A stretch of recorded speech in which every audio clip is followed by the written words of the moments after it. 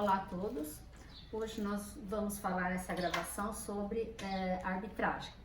E a arbitragem ela é regulada pela Lei 9.307 de 96, que sofreu alteração em 2015 com a Lei 13.129. Então nós temos do artigo 1º e no artigo 2º, nós temos as disposições gerais com relação à arbitragem. E diz que pessoas capazes poderão valer-se do procedimento da arbitragem para resolver litígios relativos a direitos patrimoniais disponíveis. Isso quer dizer que os relativos a direitos patrimoniais indisponíveis não poderão ser resolvidos pela arbitragem, tem que ser resolvidos pelo judiciário. E uma introdução, novidade da Lei 13.129 foi que a administração pública também poderá valer-se da arbitragem, tanto a administração pública direta como a administração pública indireta, as fundações e autarquias. Tá? Poderá ser de direito ou do equidade, ou seja, a arbitragem, ela pode, o juiz arbitral, ele pode julgar tanto pelas regras gerais do direito, obedecendo as normas do Código Civil e do CPC, quanto por equidade, ou seja, uma interpretação subjetiva do próprio árbitro. Não é obrigado a seguir as regras do direito. Ele vai decidir conforme o entendimento pessoal dele, a sua convicção e o seu conhecimento a respeito do assunto. Na administração pública, a arbitragem ela tem que ser sempre por direito, tá? O juiz arbitral ele não pode decidir por equidade, nem pelas normas dos costumes. Ele tem que decidir pelas regras gerais do direito e obedecendo sempre o princípio da publicidade, ok? Do artigo 3º ao artigo 11, a lei fala da convenção da arbitragem. Então, como é que se convenciona a arbitragem? Num primeiro momento, através de uma cláusula compromissória, que ela está inserida dentro de um contrato, e nesse momento ainda não há litígio, as partes resolvem fazer um contrato de prestação de serviço, contrato de locação, qualquer tipo de contrato que verse sobre direitos patrimoniais disponíveis, e eles ali incluem uma cláusula que prevê o procedimento da arbitragem em caso de eventual litígio futuro, tá? Sendo que os contratos de adesão, que são aqueles contratos que geralmente têm inúmeras cláusulas, com letras bem miudinhas, e para que isso não passe desapercebido ao consumidor, essa cláusula deverá estar em negrito e deverá ser vistada pela parte. Deverá fazer um visto específico para essa cláusula. A resolução por órgão arbitral ou forma convencionada pelas partes para a instituição da arbitragem e chama-se a cláusula compromissória. Então, o que é a cláusula compromissória? É o compromisso que as partes fazem após a instauração do litígio, vão dar início ao procedimento da arbitragem, então elas têm que fazer um compromisso arbitral. Nesse compromisso eles vão indicar qual vai ser o árbitro que vai julgar o litígio e se o juiz vai julgar pelas regras gerais do direito, se ele vai julgar por equidade, pelas normas internacionais do comércio, se ele vai julgar pelos bons costumes, então ele vai ter que decidir isso no compromisso. Por isso que é bom que quando as partes forem elaborar um contrato com uma cláusula prevendo a arbitragem, é bom que o façam como se fosse uma cláusula cheia, ou seja, uma cláusula que indique o órgão onde a arbitragem vai ser decidida, o árbitro que vai decidir. Por exemplo, em caso de litígio, as partes vão se resolver através do Instituto Brasileiro de Mediação e Arbitragem, situado na rua tal, endereço tal, identificar certinho a instituição especializada para que depois que instaurado o conflito, as partes não fiquem aí brigando para a elaboração do termo de compromisso. Fica muito mais fácil nós fazermos isso numa cláusula cheia, antes de instaurar um compromisso, do que depois com o compromisso já instaurado. A cláusula compromissória inserida no contrato, ela é uma cláusula autônoma, tá? Portanto, ela é independente do contrato e ela tem a sua força, mesmo que o contrato seja anulado, ela não vai ser anulada, ela vai persistir, tá? Numa possível ratificação do contrato, ou retificação do contrato, desculpem, uma possível retificação, a cláusula vai ser mantida no procedimento da arbitragem, tá? Validade da arbitragem, decidida pelo árbitro de ofício ou a requerimento, tá? O árbitro vai decidir, instaurado o compromisso arbitral, o árbitro vai decidir se a cláusula lá atrás do compromisso, lá do contrato, se ela é válida ou não, tá? Vamos supor que seja um contrato de adesão, ela não esteja em negrito, ou não tenha o visto da parte para essa cláusula específica, então ela não seria uma cláusula válida.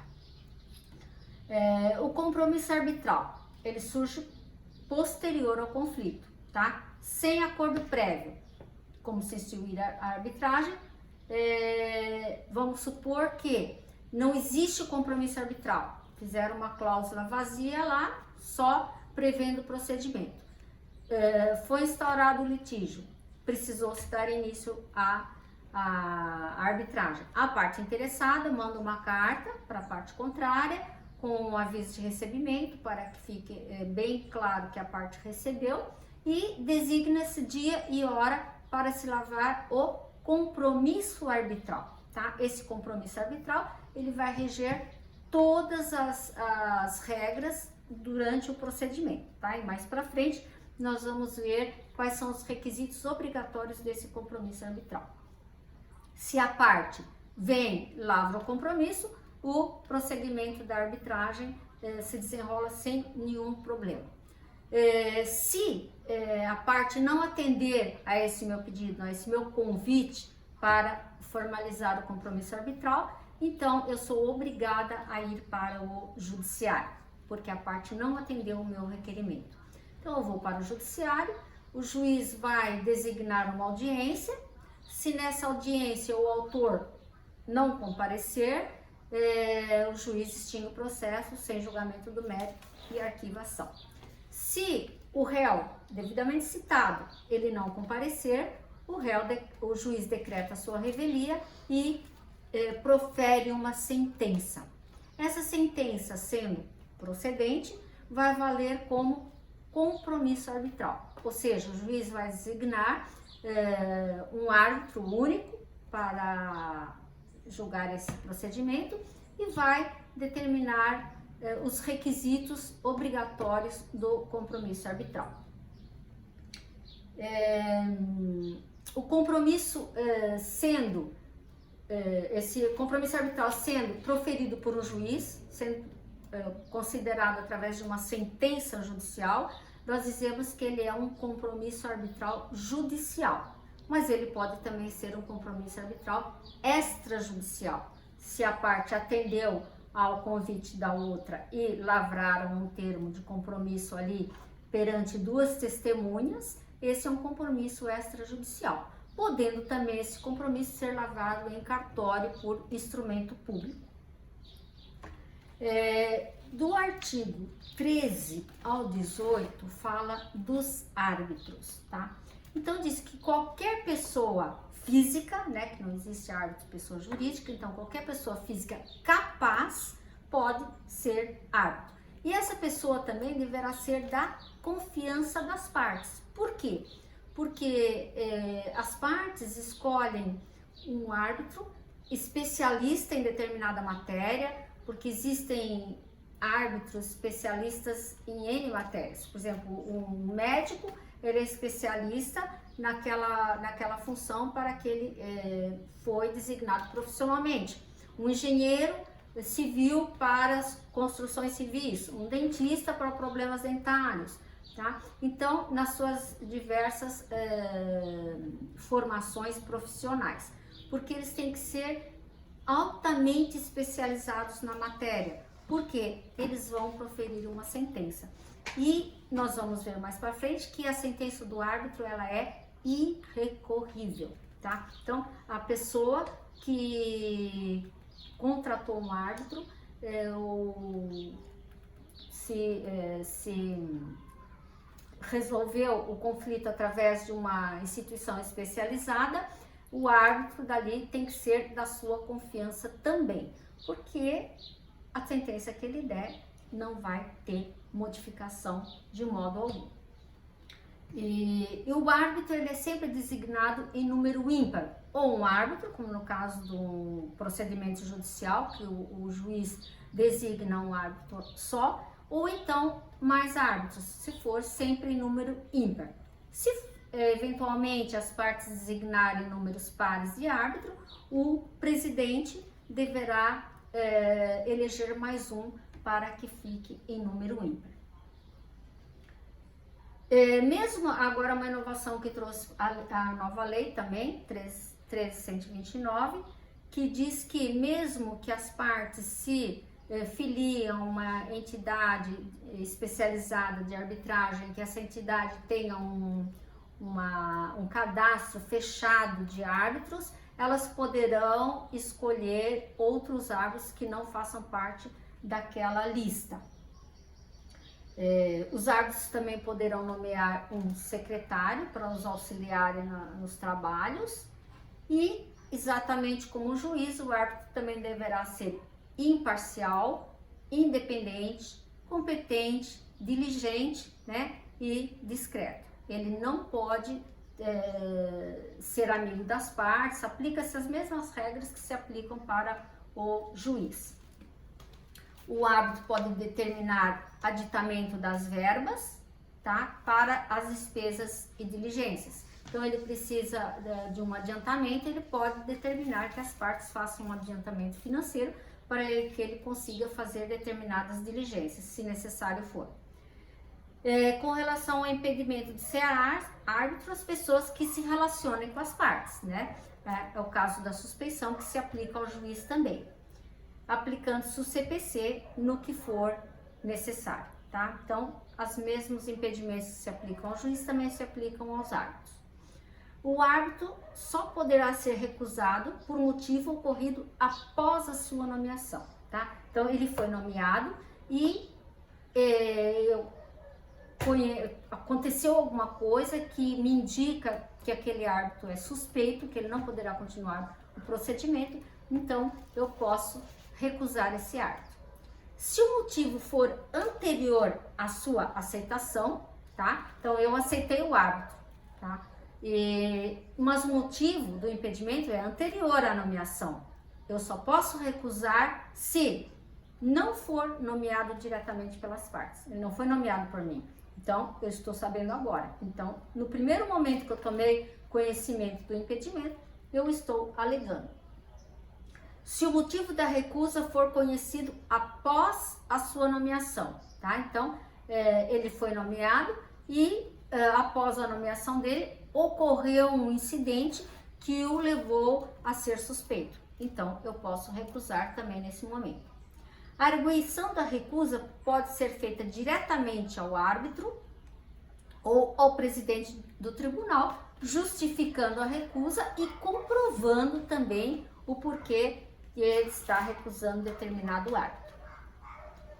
Acolhida a recusa, assume o substituto, se houver. Se não houver, aplicam-se as regras da entidade especializada. Se nada dispuser a convenção de arbitragem, a parte interessada poderá recorrer ao judiciário, tá? Então, por quê? Porque não tem árbitro e as partes não entraram num consenso com relação ao resolver. Um foi recusado, não houve substituto, então temos que sempre recorrer ao judiciário para resolver os conflitos entre as partes. Porque veja bem, aqui nós estamos falando do conflito com relação ao compromisso arbitral, não ao conflito que o árbitro deverá resolver, tá? Esse vai ficar sempre a critério do árbitro e nunca a critério do judiciário. Os árbitros dos exercícios das suas funções, eles são equiparados aos funcionários públicos, tal como os mediadores, os conciliadores também. O árbitro é juiz de fato e de direito, e sua sentença é irrecorrível e independente de homologação. Ou seja, a sentença que o árbitro proferir, ela é irrecorrível, não cabe recurso, mesmo que desagrade a uma parte, mesmo que desagrade parcialmente as duas partes, ela é irrecorrível.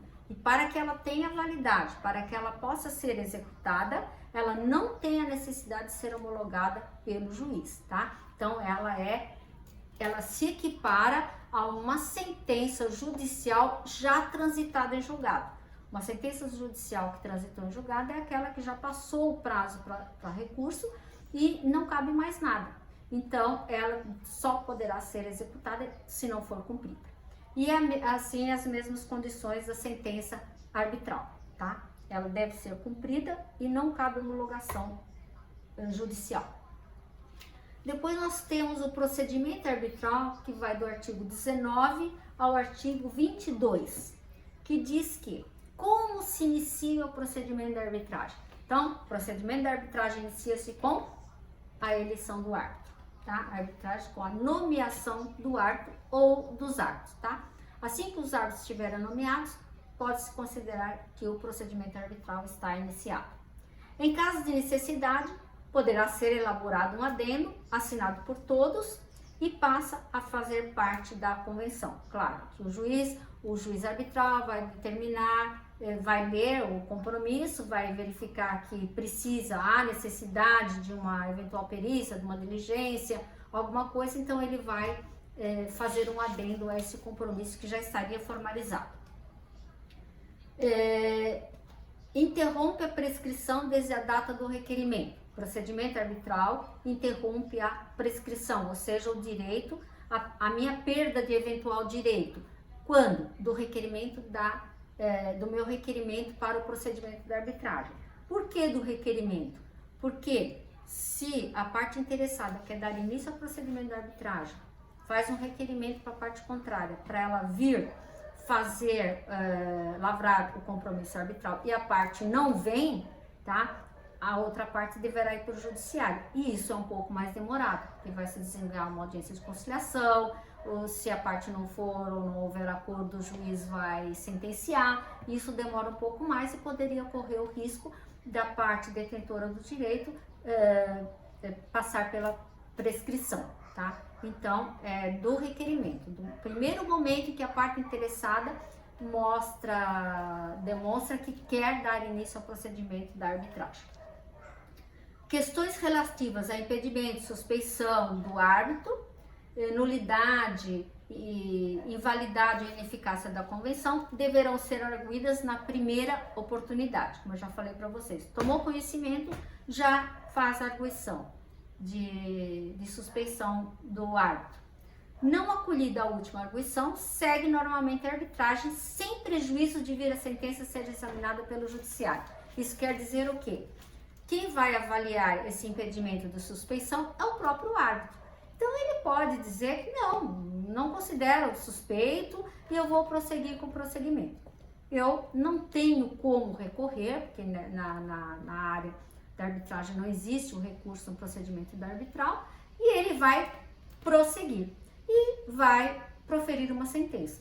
Se essa sentença me for prejudicial e eu entender que realmente o árbitro, por exemplo, ele é suspeito, como nós vamos ver mais para frente o prazo, dentro daquele prazo que a lei estipula, eu vou entrar no judiciário com uma ação de nulidade, tá, daquela sentença. Então, eu vou pedir que o juiz considere nula a sentença e fundamentar. Nula porque o árbitro era considerado suspeito, vou juntar as provas dessa minha alegação e depois o juiz vai avaliar. Se realmente ele considerar que houve suspeição e que o procedimento continuou, não devendo continuar, ele vai decretar a nulidade da sentença e essa sentença deverá voltar para o procedimento arbitral para continuar o procedimento com outro árbitro que certamente não seja suspeito. O procedimento será estabelecido na convenção, que poderá reportar-se às regras da entidade especializada. Já falei para vocês, se eu estiver escolhido uma entidade especializada, vou me sujeitar às regras da entidade especializada. Não havendo estipulação, cabe ao árbitro disciplinar, respeitando o contraditório, igualdade das partes, imparcialidade e o livre convencimento, tá? Então, o árbitro vai ter sempre que ouvir as partes também para eventual adendo ao compromisso arbitral, porque em caso de discordância, enquanto o compromisso não estiver totalmente formalizado, as partes poderão ir para o judiciário. É claro que no procedimento arbitral pode haver assistência do advogado, sem problema nenhum. Compete ao árbitro propor a conciliação, né, como determina também o Código de Processo Civil. Todas as formas consensuais de solução de conflitos deverão ser exaustivamente trabalhadas por todo mundo, inclusive pelo árbitro. Se houver um acordo, tá, ele vai ter que proferir uma sentença, né, vai ter que declarar esse acordo por sentença, e essa sentença deve conter os requisitos obrigatórios da sentença, que são o relatório, a fundamentação e a decisão. São os mesmos requisitos que o juiz togado é obrigado a obedecer também. Poderá o árbitro tomar o depoimento das partes, ouvir as testemunhas, determinar práticas ou perícia de provas, de ofício a requerimento das partes, e tudo será reduzido a termo e assinado. Ou seja, o juiz poderá também instruir, tal como o juiz faz numa audiência de instrução. Ele vai instruir o processo, ele vai tomar conhecimento do conflito, ele vai ouvir testemunha, ele vai ouvir as partes para ele fazer o seu juízo de convicção. Em caso de desatendimento a prestar depoimento pessoal, no caso do juiz, do árbitro necessitar do depoimento de uma testemunha, essa testemunha não comparecer no dia e hora designados para depoimento, o árbitro poderá pedir a condução coercitiva dessa testemunha, só que ao judiciário, porque o árbitro não tem poder coercitivo, só o juiz é que tem poder coercitivo. Então, como nós vamos ver mais para frente, através de uma carta arbitral, ele vai expedir essa carta e pedir para o juiz que mande conduzir coercitivamente a determinada testemunha para comparecer em dia e hora e local designados para sua oitiva. A revelia não impede que seja proferida a sentença, tal como no judiciário, no procedimento arbitral, se o réu devidamente citado, né, que ele tomou conhecimento que existe um procedimento arbitral em andamento e que vai ter uma audiência de conciliação, vai ter uma audiência que ele vai ouvir testemunhas e ele não comparecer, o juiz vai levar em conta a atitude faltosa da parte e vai sentenciar mesmo assim. Em caso de substituição do árbitro durante o procedimento, fica a critério do substituto repetir as provas, né? Vocês sabem que a prova testemunhal, ela vincula o juiz a proferir a sentença, tá? Então, se determinado árbitro ouviu as partes, ouviu as testemunhas, e depois, nesse meio tempo, houve uma substituição do árbitro, o árbitro substituto pode e deve repetir as provas, né? Porque, às vezes, o comportamento da testemunha também leva à convicção do árbitro. Tutelas cautelares e de urgência são aquelas que asseguram os direitos das pessoas. Então, foi introduzido no artigo 22A e 22B, tá? Então, as tutelas cautelares e de urgência poderão ser recorridas ao judiciário. Vamos supor, existe um contrato com o procedimento da arbitragem previsto, porém, o procedimento da arbitragem ainda não foi iniciado porque ainda não escolheram os árbitros e provavelmente nem tem o compromisso arbitral elaborado. E eu preciso dessa tutela hoje, né? Não posso demorar mais. Então, eu posso e devo recorrer ao judiciário pedindo que ele me dê essa tutela, tá? Para preservar o meu direito. então o judiciário defere, vamos supor que o judiciário defere essa tutela, e aí vai prevalecer a determinação judicial. Só que eu tenho que, no prazo de 30 dias, iniciar o procedimento de arbitragem. Porque se eu não iniciar o procedimento de arbitragem durante 30 dias, a tutela do judiciário, ela perde a sua eficácia, tá? Extingue-se a competência do juiz após os 30 dias, tá? Então, se a parte pediu a tutela desses antes de iniciar o procedimento de arbitragem, ele vai ao judiciário. O judiciário proferiu uma determinação. Essa determinação vai ser cumprida. E eu sou obrigada a correr com o procedimento arbitral para que essa decisão seja mantida. A partir do momento que eu começo o procedimento arbitral, que se inicia, então eu já tenho a eleição de um árbitro, que pressupõe-se o início da arbitragem com a eleição do árbitro. O árbitro é que vai decidir se ele vai manter aquela tutela, se ele vai modificar aquela tutela ou se ele vai revogar aquela tutela, tá? Então, a partir daí, é o árbitro que tem o total poder para modificar ou manter aquela tutela emitida pelo Poder Judiciário. A carta arbitral é o artigo 22C, que eu expliquei para vocês agora há pouco. Ela é expedida pelo árbitro para que o órgão jurisdicional pratique ou determine o cumprimento de algo solicitado, algo que precise de coerção, algo que precise de uma imposição, que o árbitro não tem. Então, ele vai se dirigir ao Poder Judiciário através de uma carta arbitral. E é claro que, se tudo estiver correndo em segredo de justiça, tá? Aquela carta arbitral também vai correr em segredo de justiça, dependendo da confidencialidade da arbitragem. Lembrando que, quando se tratar da administração pública, tem que haver a publicidade. Do artigo 23 até o artigo 33, trata da sentença arbitral.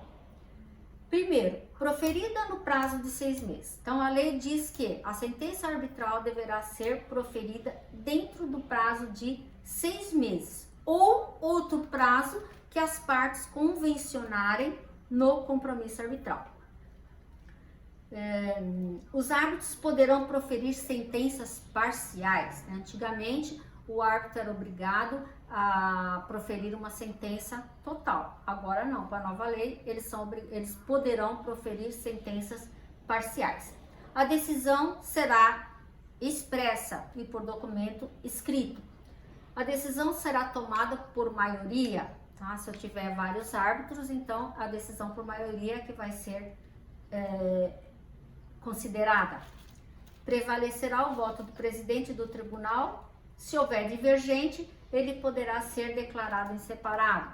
Vamos supor que existe um voto divergente. A pessoa diz, não, eu quero que o meu voto seja declarado em separado. Vamos supor, com relação a uma construção civil, uma rachadura que existe em determinado prédio e a maioria diz que não, aquela rachadura não tem problema nenhum, que não vai comprometer a edificação, e um árbitro diz que entende que vai sim comprometer e que ele quer se eximir de responsabilidade. Então, ele dá o seu voto em separado, porque se futuramente vier a ruir, ele estaria exime de responsabilidade. A decisão será expressa, a decisão será tomada por maioria. E quais são os requisitos da sentença arbitral? Agora, eu vendo aqui os requisitos da sentença arbitral, eu me lembro que eu não falei para vocês quais são os requisitos do compromisso arbitral, né? Que está lá no começo da lei. Não está aqui nos meus slides e por isso eu não falei. Então, eu vou voltar só um pouquinho agora para o artigo 10, só para falar para vocês dos requisitos obrigatórios do compromisso arbitral, aquele que as partes fazem para dar início ao procedimento de arbitragem. Então, o artigo 10 diz, constará obrigatoriamente do compromisso arbitral. Primeiro, o nome, a profissão, o estado civil e domicílio das partes. nome, profissão e domicílio do árbitro ou dos árbitros, se forem mais do que um. A identificação da entidade especializada que eventualmente eles escolheram para resolver o litígio. A matéria que será objeto da arbitragem. O lugar onde a arbitragem será proferida. A sentença será proferida. Por quê? Eu preciso saber se é uma sentença estrangeira, se é uma sentença proferida dentro do território nacional. Então, esses requisitos são os requisitos obrigatórios do compromisso arbitral. Tá? Então, quando se faz um compromisso, tem que ter esses requisitos. Se não tiver, o árbitro depois vai ter que fazer o adendo, complementando com as partes. Agora, é claro que existem também os requisitos facultativos, que estão no artigo 11. Começa assim: poderá ainda o compromisso arbitral conter. Então, poderá é faculdade. Local ou locais onde se desenvolverá o procedimento. Autorização para que o árbitro ou os árbitros julguem por equidade, se assim for convencionado pelas partes. O prazo para apresentação da sentença arbitral. Nós vamos ver mais para frente, agora no artigo 23, que o prazo para a sentença arbitral ser proferida, ela é de 6 meses, mas as partes podem convencionar um prazo diferente. As partes podem convencionar um prazo de 5 meses, prazo menor, prazo de 1 semana, prazo de 24 horas, por exemplo. Se nós considerarmos, por exemplo, uma carga perecível, né, presa num navio em Santos, uma carga perecível, então isso precisa de uma resolução rápida, isso precisa de uma sentença rápida, né? Então, podem as partes estipular o prazo de 24 horas, por exemplo, para que isso seja decidido. A indicação da lei nacional que vai regir, ou as regras que vão reger esse procedimento. A declaração de responsabilidade do pagamento dos honorários, porque se as partes não fixarem no compromisso arbitral quem vai pagar, quanto vai pagar para o árbitro, né,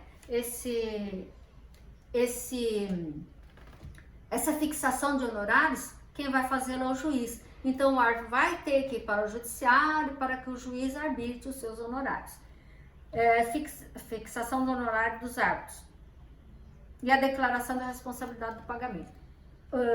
Portanto, é bom que no compromisso arbitral façam constar tanto os requisitos obrigatórios quanto os facultativos, porque tudo que ficar no compromisso arbitral já determinado, não se discute no final, não se precisa ir para o judiciário, ok?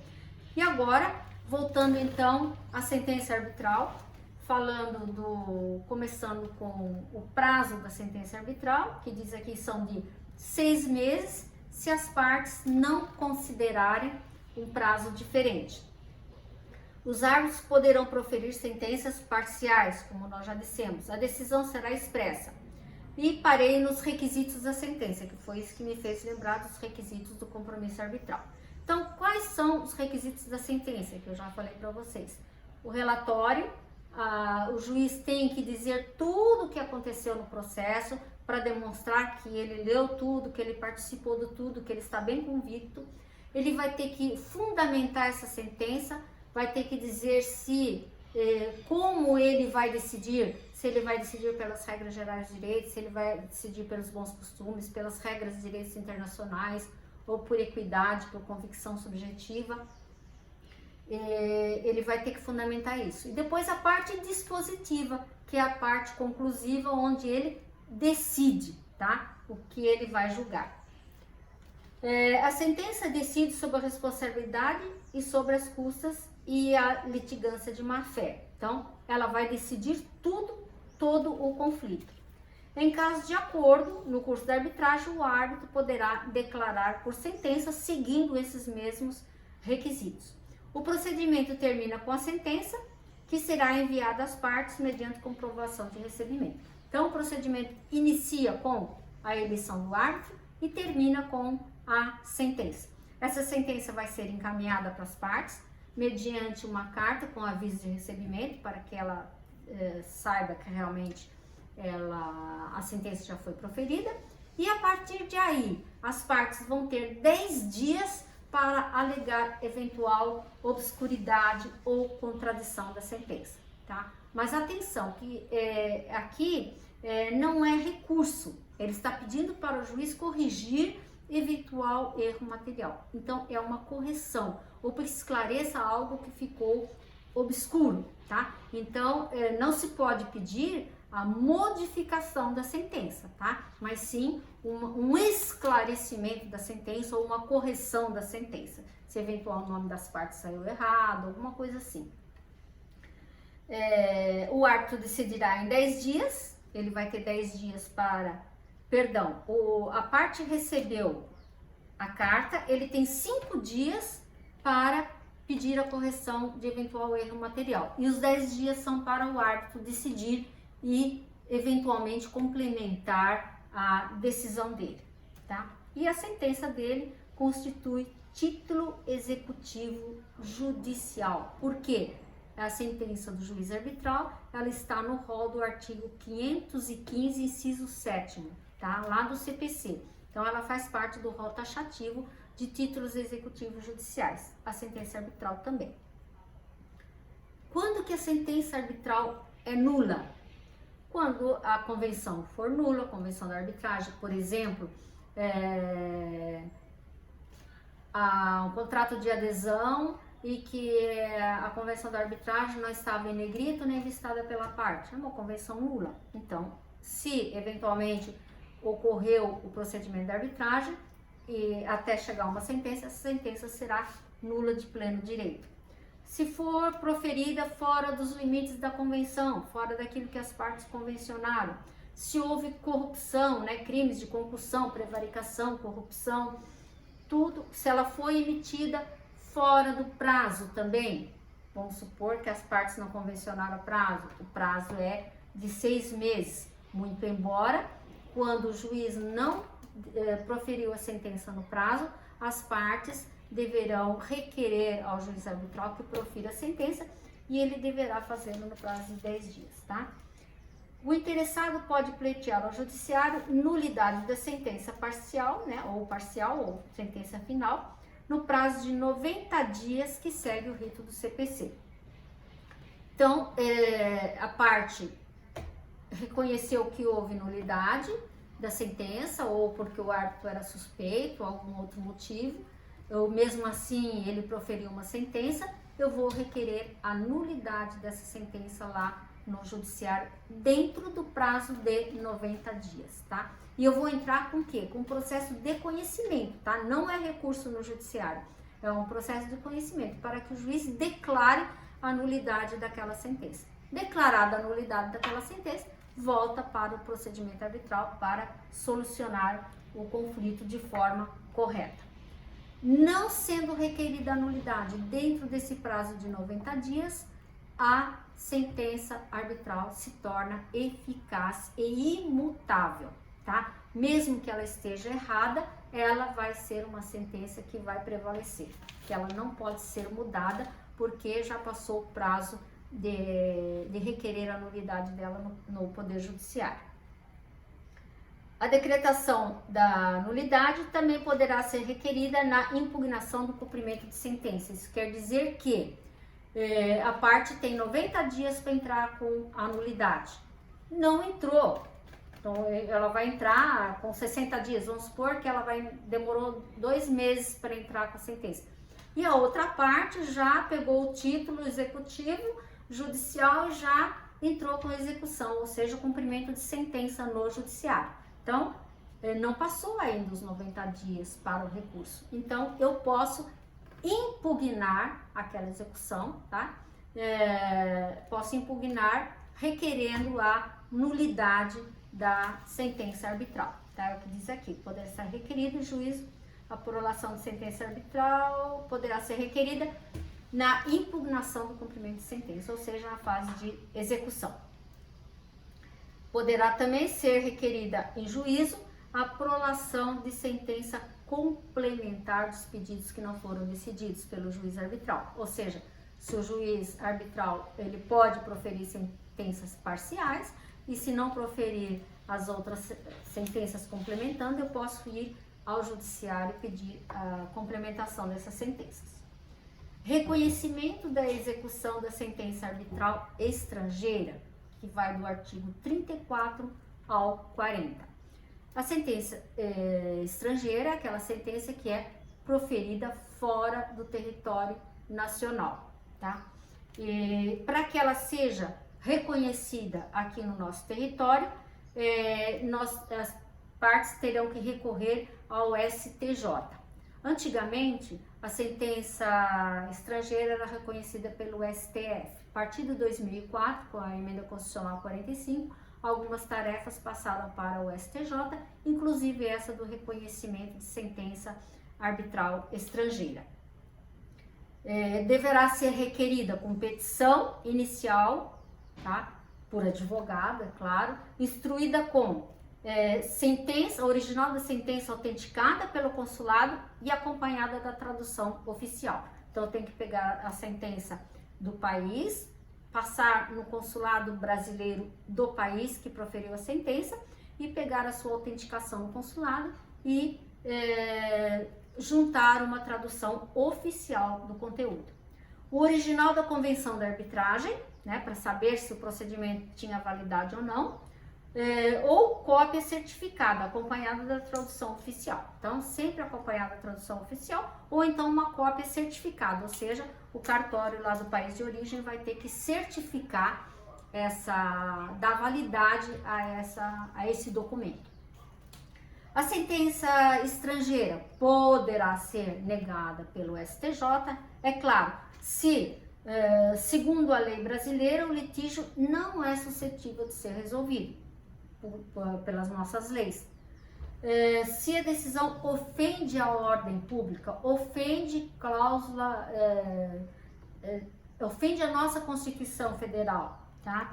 Se a decisão pode ser denegação da homologação, não basta que se renove o pedido, desde que sanados os vícios apresentados. Ou seja, se tiver algum vício que possa ser sanado, né, então as partes podem, lá no país de origem, sanar os vícios que eventualmente contiver e voltar a fazer o pedido para o STJ, tá? Então, se os vícios forem sanados, nada impede que eu reitere o pedido para o STJ, ok?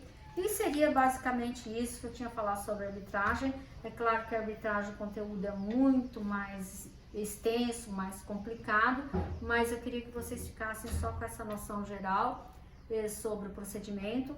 Se tiver alguma dúvida, vocês podem me contactar pelo WhatsApp a qualquer momento.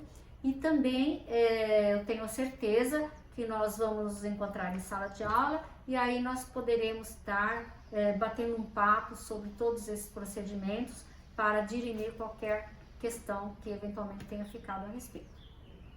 Por hoje é só.